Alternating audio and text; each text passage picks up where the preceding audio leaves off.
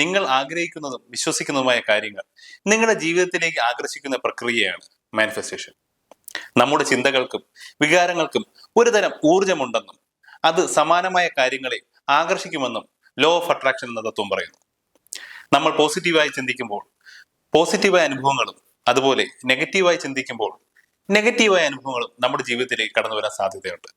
പക്ഷേ മാനിഫെസ്റ്റേഷൻ എന്നാൽ വെറുതെ ആഗ്രഹിച്ചിരിക്കുന്ന മാത്രമല്ല കേട്ടോ, അതിനുവേണ്ടി പ്രവർത്തിക്കുകയും ആ ആഗ്രഹം സഫലമായി സങ്കല്പിക്കുകയും അതിൽ വിശ്വസിക്കുകയും ചെയ്യുന്നതാണ്. ഇതൊരു മാന്ത്രിക വിദ്യയൊന്നുമല്ല, മറിച്ച് നിങ്ങളുടെ സബ് കോൺഷ്യസ് മൈൻഡിനെയും നിങ്ങളുടെ പ്രവൃത്തികളെയും ശരിയായ ദിശയിലേക്ക് നയിക്കുന്ന ഒരു പ്രക്രിയയാണ്. മാനിഫെസ്റ്റേഷൻ ഒരു ശീലമാക്കാൻ സഹായിക്കുന്ന ചില ഘടകങ്ങൾ നമുക്ക് നോക്കാം. നിങ്ങൾ എന്താണ് വേണ്ടതെന്ന് വളരെ വ്യക്തമായി തീരുമാനിക്കുക. ഒരു കടലാസോ ഒരു നോട്ട് ബുക്കോ എടുത്ത് എഴുതി വയ്ക്കുന്നത് നല്ലതാണ്.